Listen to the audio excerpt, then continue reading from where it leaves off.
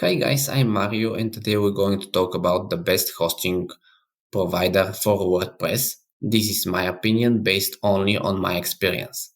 Most of the hosting providers optimize for WordPress and WooCommerce, and they all have an option for installation of WordPress in just few minutes. So the question really is, which is the best hosting provider in general? I found out that one of the cheapest, if not the cheapest, is extremely fast, costs less than $3 a month, and includes tons of free stuff. Most hosting providers include free SSL certificate and domain for 1 year, but my choice includes that plus free email hosting, website backups, a 30-day money back guarantee, and most importantly, very quick and fast, reliable support. They even have a referral program for their paid users.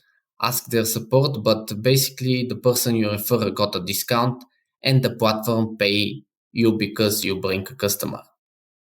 So click the link in the video description for the best price, and after you become their paid customer, you can refer your friends using your own link.